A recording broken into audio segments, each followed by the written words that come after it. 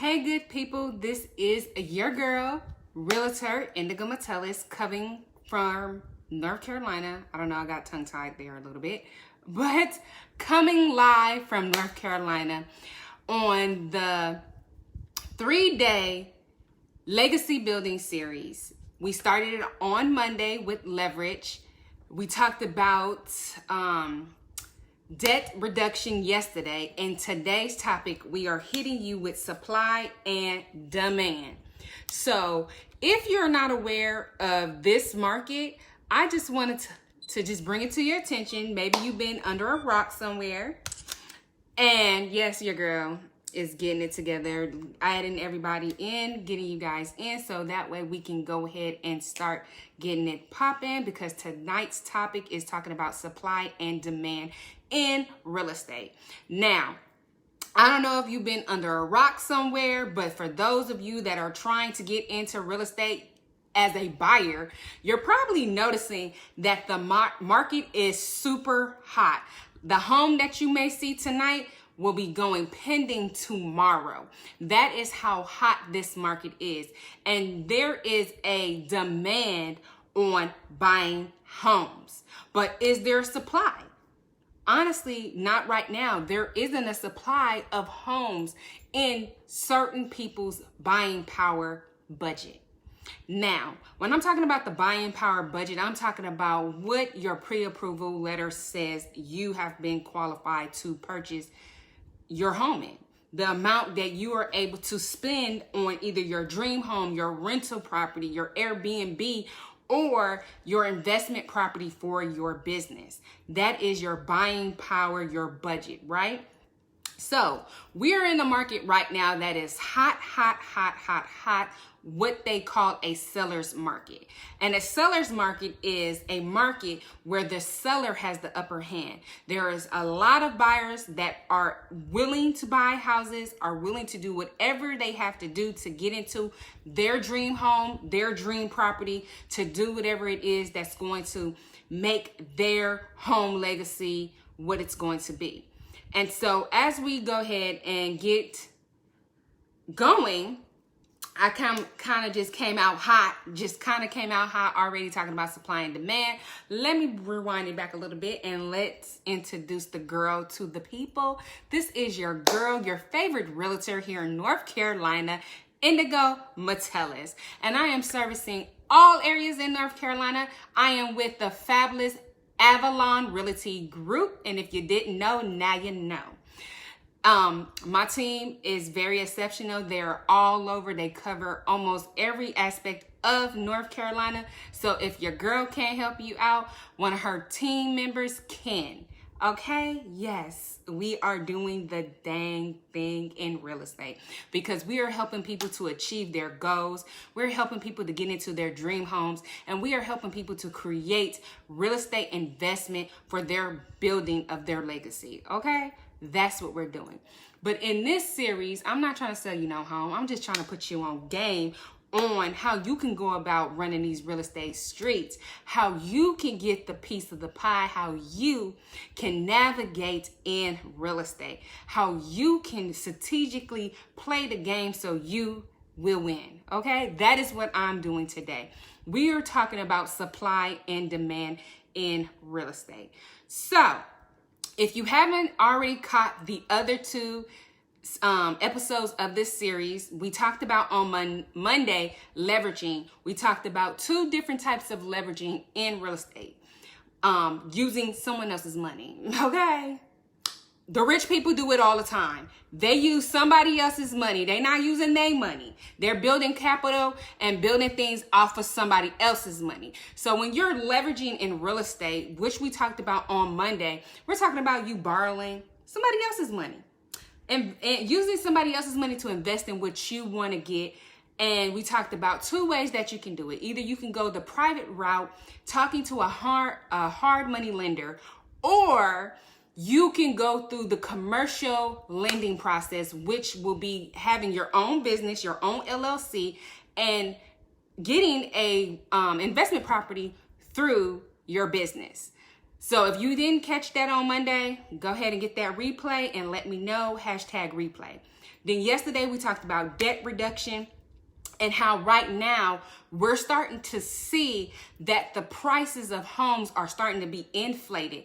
Inflated because buyers are willing to pay whatever they have to pay to get into their home, to get into their investment property. And so prices of homes in neighborhoods that normally wouldn't sell for the prices that they're selling for, they are selling. So that is inflating inflating the debt. And then we also talked about how when you get your mortgage, how you can do debt reduction by when you're going into your property, you're buying it at an 80%, the interest rate may be whatever the interest rate is. And by the time of the loan, 30 years, if you have a fixed loan, you're buying down on your debt. But tonight we're talking about supply and demand. And if you have been living under a rock, I already said that, I'm going to say it again. This has been a seller's market, and people are like, Indigo, what is a seller's market and how can I get in? Well, if you have a property that you are ready to sell as a seller, then you have the supply of the demand of the buyer. That's what we're talking about tonight. So this is what this is. It's not all about how can I help, Indigo, how can you help me buy a house? No, this is how to educate you in these real estate streets so that way you can maneuver and do what you got to do so you can boss up in your investment property, because people do it every day. They do. So let's go on and talk about this supply and demand in real estate. So real estate prices depend on the law of supply and demand. So basically what we talked about yesterday, we talked about the inflation of properties. So 2 reasons the properties will be inflated. They're inflated not just because the seller lists their home, they put it on the market and they're like, hey, I feel like this is, and sometimes, I'm not gonna lie, sometimes sellers do be like, I feel like my home is worth 150, and in reality, their house is really worth 50,000. But in their mind, it has all these memories, it has everything, and they feel like it is worth 150. So a lot of times you see people put their homes on the market for outrageous prices, and they really don't have no reason why they put it up there other than they feel like this is what it's worth.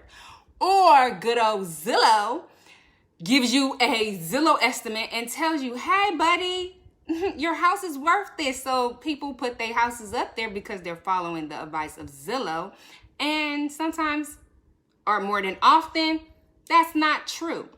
But right now, what we're seeing, homes in neighborhoods, I had one person tell me, this neighborhood ain't worth 135,000. You right.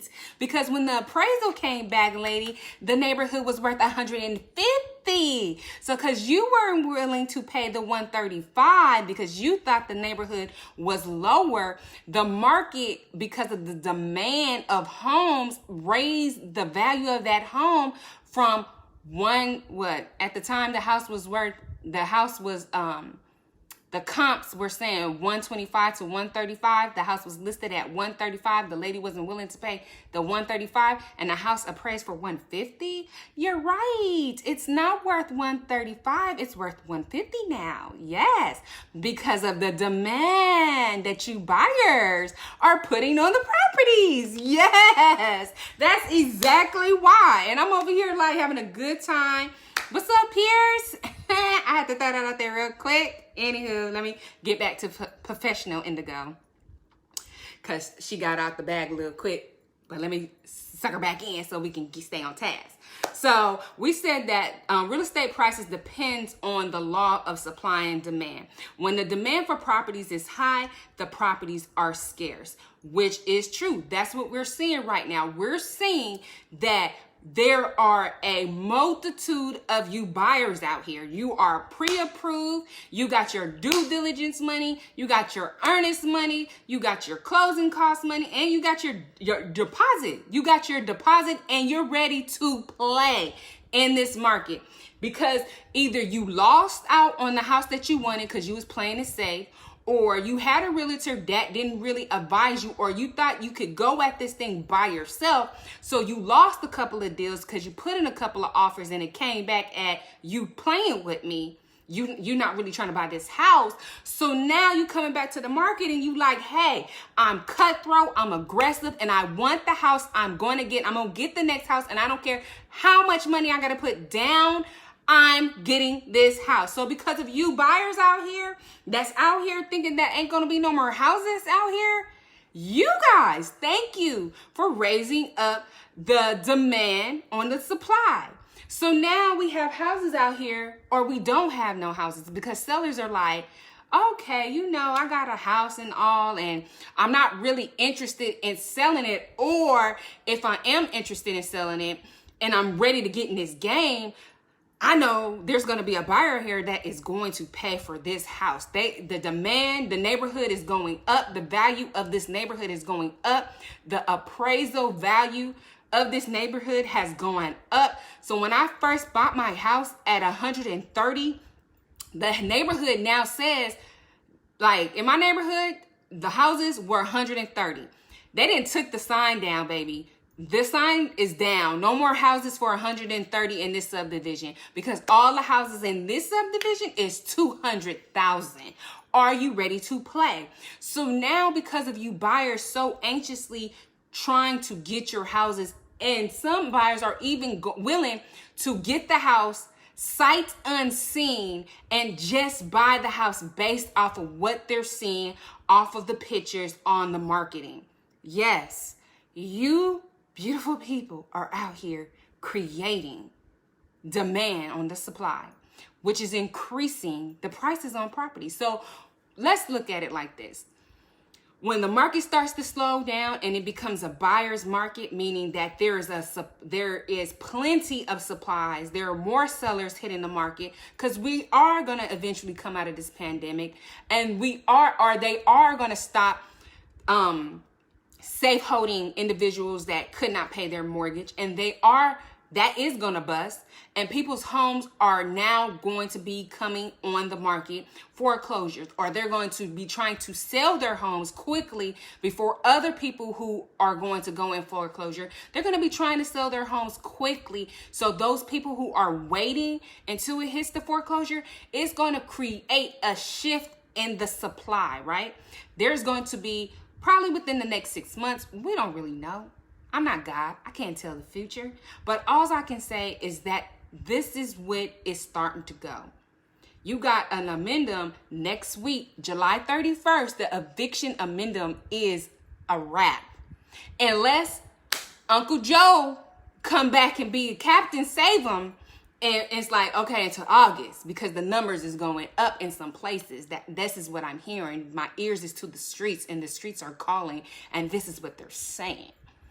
I'm just reporting what they're saying, okay? With the knowledge of real estate behind me. I'm just giving you that, because that's my lane, right?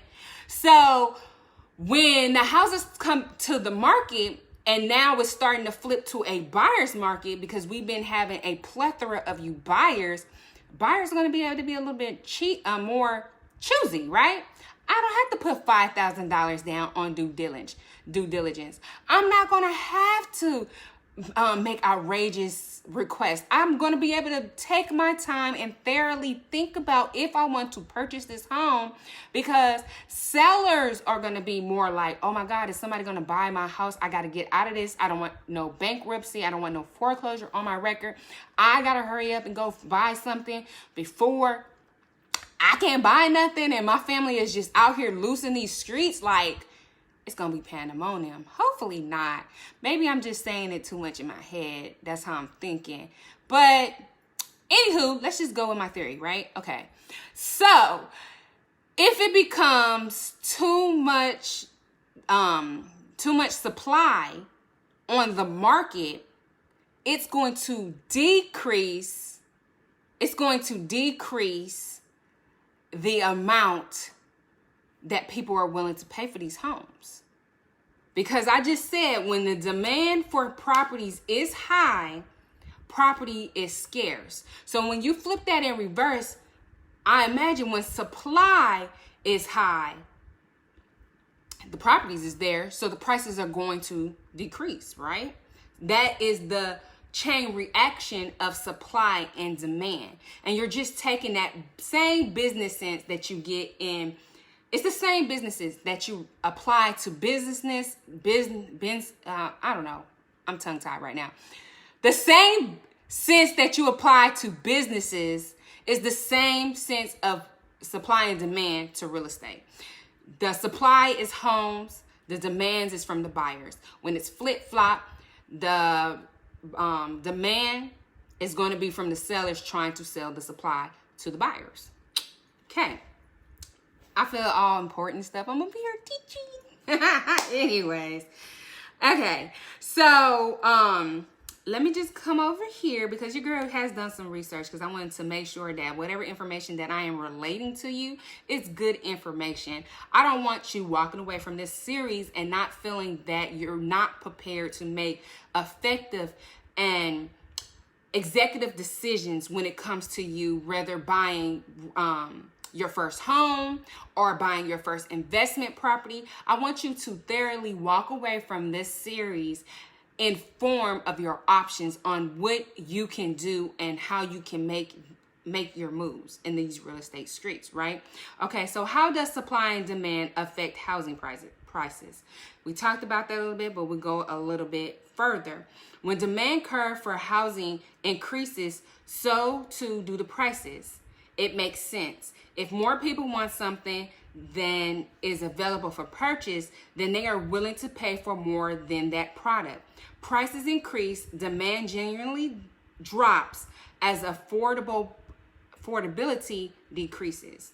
So that's just a summary of what I said. That is the more educated, eloquent way of describing what I just said, because, I was a little bit more colorful in my explanation, but I feel like, I need to relate to my people because we don't always walk around with a doctor brain on, Anyways, when you understand when you understand the information that's being passed to you, then you can make better informed decisions that affect you and your family.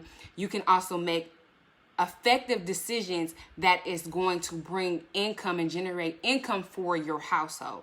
Real estate is a very lucrative business. Everybody can eat if you know how to maneuver in real estate. Real estate can also be a risky business, but if you get in here and you have a team around you, a good realtor that does the research, that knows how to read the market, that knows how to do the comps, run the comps on the neighborhoods that you're willing to get into. Even if you have a general contractor, if you're going to get into flipping, they can come with you, walk the houses with you. They can give you the price on how much you should put into the house. And these are the decisions on how to effectively get in the game of real estate, especially if it's going to be an investment property. If I had the opportunity, and I'm just throwing this out there, even though we're talking about supply and demand, but if I had the opportunity to go back to my first home purchase, I really would have went ahead and got what they called a duplex. I would have got a home where me and my family could utilize one side and then rent out the other side. Because you think about it, it's an investment property. When me and my family eventually are ready to outgrow the duplex, we can rent both sides out. If I'm watching the market, watching the neighborhood, and I talked about this yesterday, watching the neighborhood and seeing how much homes are being rented in the area that I live in, these are executive decisions that can help you win. Who wants to be working a 9-to-5 all for the rest of their life until they hit that age of 65 and they can take out their retirement? When you can have what they call it, and I had the word in my head, it just kind of flew away, but passive income. When you can have passive income, you can have someone renting out. Even if you have a 2-story home and a separate entrance, and you have someone living at the bottom, rent that out. Get it all jazzed up. Turn it into a studio apartment. See what the studio apartments are going for in your neighborhood and rent that out. That potential studio apartment can be paying your mortgage, releasing your money, and the money that you would have been paying on your mortgage, you could take that and invest into another investment property. That is what I'm trying to open up your mindset when I'm talking about legacy building during this series, and giving you the information regarding leveraging, debt reduction. Tonight, supply and demand. Tomorrow, we're going to be talking about tax benefits. And then on Friday, we're going to be ending it on cash flow. I've already kind of layered everything on, telling you some things that you can do to help you get into a place that will allow you to actively become a real estate mogul and build this legacy for your family. You know, like I said, real estate is a powerful tool. How do you think a lot of these rich people get ahead? They invest their money. You know, putting it in the bank is not going to bring you passive income. Okay, so let me get back to the topic at hand, which is supply and demand. So what factors underline the supply and demand for housing? There are so many factors that can affect the supply and demand for housing, and many aren't economy in nature. Consider the current pandemic, which has grounded construction, paused home sales for a period, and caused building materials to go up or become elite.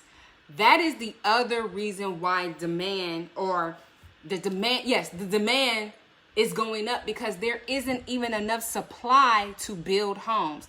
I don't know if any of you are aware of this, but right now there are some homes that the reason why they're being built, and the reason why they're starting to become more money, is because the cost for wood is going up. The demand for wood to build homes is going up. People are literally out here. You buyers are out here buying new construction, old homes, flip homes, every home, land, everything. You're buying it up. You just you're buying it up.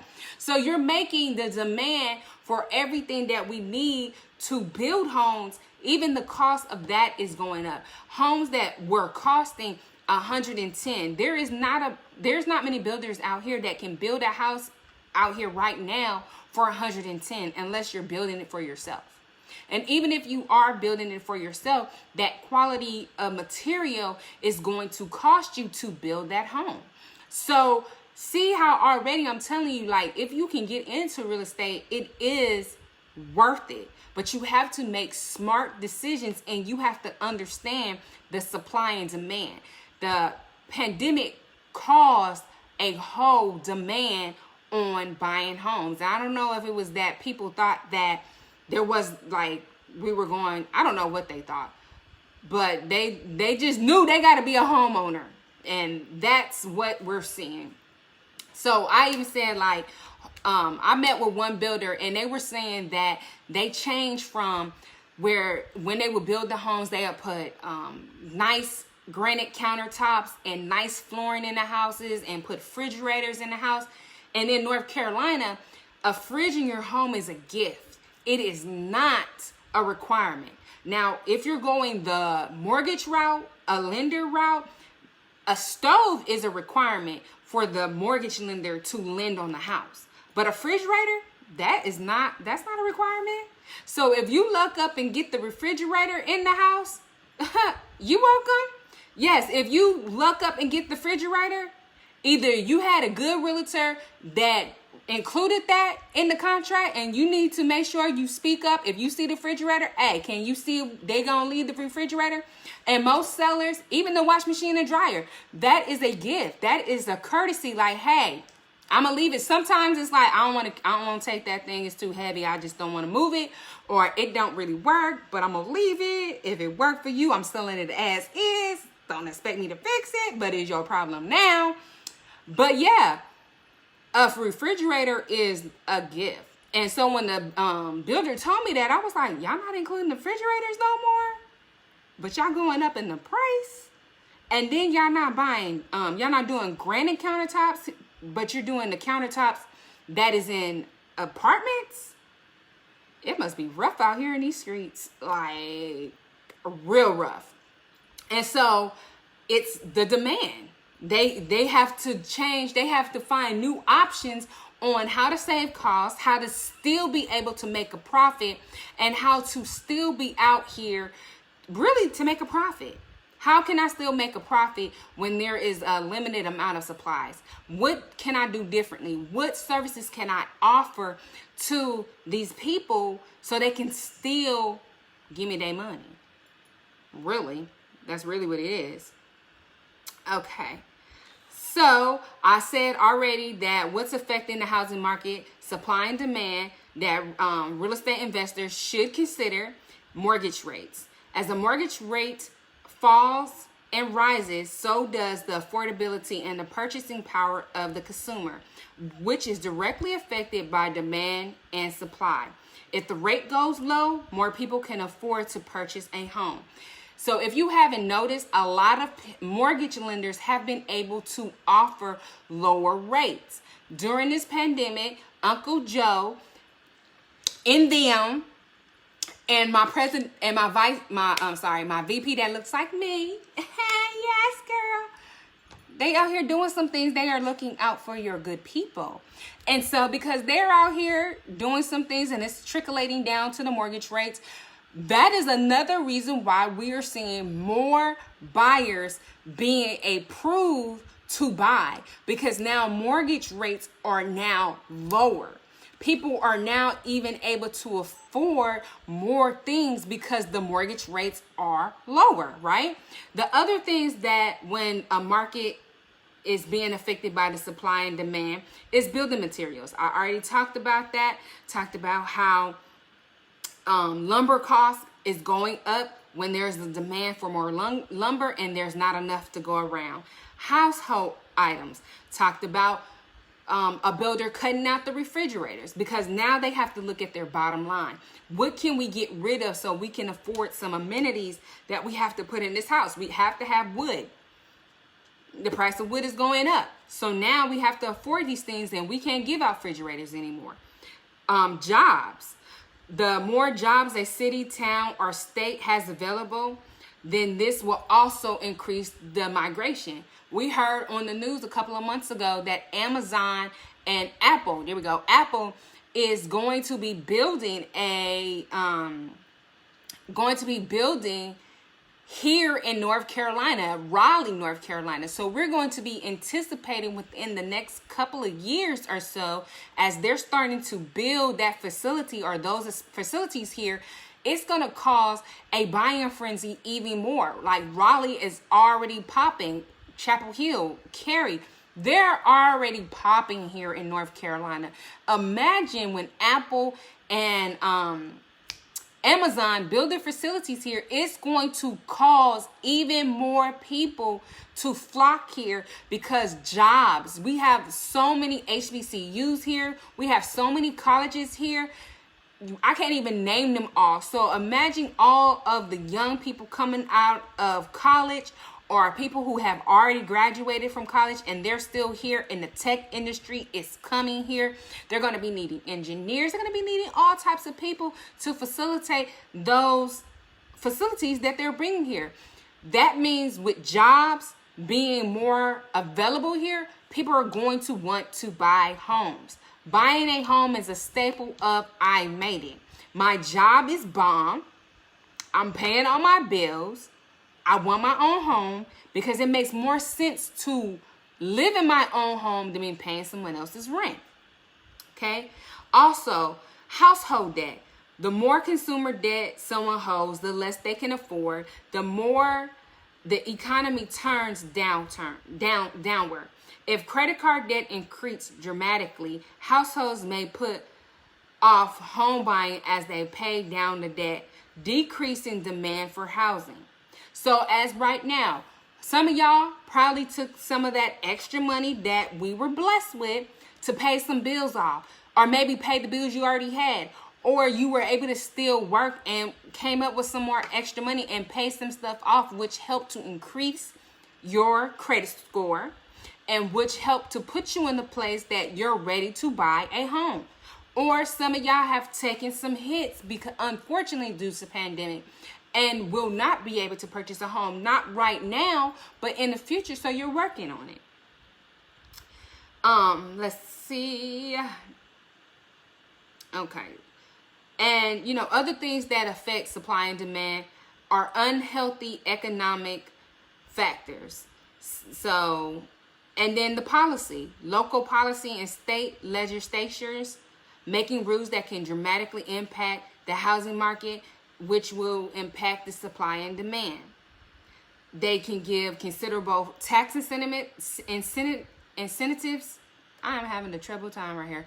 Incentives and low development fees for builders. This makes it more economically feasible for builders to build new homes, increasing supply of below market value homes due to the incentives, and therefore demand will rise, assuming the local economy is healthy. So hopefully within the next couple of months, hopefully in North Carolina, we will start seeing that buyers will be getting incentives, which will allow them to be able to afford the materials so that they can make low affordable homes. For those of you, there are programs that can help you to get into homes if your credit isn't where it needs to be.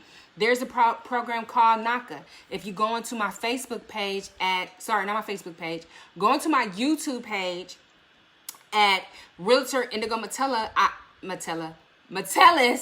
I have a whole video on the NACA, and that's NACA, and it talks about the program and how you don't even have to have a good credit score to get involved in the program. They help you from A to Z. They help you to develop a finance plan. They help you to get your debt down. They give you the tools to help you be financially savvy. And then they also help to repair your credit and then get you prepared. And it takes about 6 to 12 months. But it's worth it. And they are strict and they are up in your business because they want to make sure that you are making sound decisions. If you were able to make these sound decisions on your own, you would not need their assistance. So they're trying to recognize what the issues that you may have, tailor a program that can help assist you, and then the ultimate goal, get you into a home for you and your family. So that's a resource that you can utilize that can help you get into a home. Like I said, 6 to 12 months, but I really feel like it's worth it. If you work the program and let them help you, you can get in it. And then I had another resource and it kind of slipped my mind. HUD housing, low to affordable homes. If you apply, now right now it might be a waiting list, but just to even get on that to see if they can help build a house for you and help you get into a home, it's worth it. You know, you got to work whatever resources that you can. You don't have to doubt that you can't get into a home because you may feel like you have to have all of this money and you got to have all of this. You got to be debt free. There are lenders out here that are miracle workers. I have some preferred lenders that I work with, and they are some miracle workers, and they know how to work with people. You know, the other thing, when I was buying a house, the thing that was almost trying to hold me back was student loans. But because they have put a pause on that, student loans right now isn't a factor on you getting a home. It is not negatively affecting you and the process for you to get into your homes. You just have to be courageous to speak with someone that can actually look at your credit and give you some guidance. And I know I have a fabulous team of credit repairers. So if you're interested in that service, please drop down a comment or reach out to me at indigometellus@gmail.com. Make sure that you are sharing this information. Make sure that if you are replaying, that you are hitting the replay, and make sure that you are liking and commenting, because that definitely helps me as I am bringing these topics to you good people, helping you to win in these real estate games or real estate streets, like I like to say. So, the bottom line, housing market supply and demand can be affected up can have affected ups and downs depending on many different factors. Jobs, interest rates, local regulations, affordability, to name a few, all put pressure on supply and demand and curbing for housing, right? Real estate investment is a hyper local business. Therefore, investors must keep an eye on all of these indicators in their mind, and they should analyze and benchmark their current portfolios, asset, and as well as considering new ones. So if you're interested in getting to the real estate game, you're interested in investing, you're interested in taking it further than just it being a dream or talking about real estate one day, getting into it, or one day making moves. Right now, know your neighborhood that you're interested in going into. Know the resources that are at your fingertips. Exhaust every single last thing. Use a realtor to help you run comps, to help you give you numbers on the market. Let you know what the supply and demand is right now on this market. So that way you have the correct information that you need to be successful as you are pursuing your real estate investments. So thank you for joining me for another night, number 3 or day 3 in my legacy building series. Today we focused on supply and demand. And if you have the opportunity, go to my Yahoo page at Realtor Indigo Metellus. Check out leverage, day 1, day 2, debt reduction. And today we were talking about supply and demand. Tomorrow we will be talking about tax benefits of real estate. And on Friday, ending the series, we will be ending it on cash flow. Also, one more thing I wanted to bring to your attention, because I have to do a lot better on marketing myself and letting you good people know when all of this good information is hitting the young streets. So give me 1 second. I want to make sure I'm about to tell you the correct dates that I will be broadcasting my free webinar. And my free webinar will be, hold on. It will be on the 29th at 7 p.m. And my webinar, give me 1 second. I just want to make sure I'm giving you the correct title of my webinar. I know I should have had this already together, but sometimes when you're doing everything and you're bossing your business, sometimes you just forget some stuff. So bear with me. I'm getting it right now. Okay, where is it? I thought I was getting it right now. But I know I'm doing a free webinar next Wednesday. And hold on. I have it on. Oh, Lord. This is so like, get it together, girl. Okay. Hold on. Anyways, tonight we talked about supply and demand. And next Wednesday, on July 29th, I will be coming and hitting you with a free webinar on legacy building. So I hope that you were able to enjoy tonight's day 3 of the legacy building series, and will be able to join me next week on the 29th for my free webinar. So look forward for more information from your favorite realtor, Indigo Metellus. I hope that you were able to share, like, and comment. And I'll just see you good people next time, right? Tomorrow.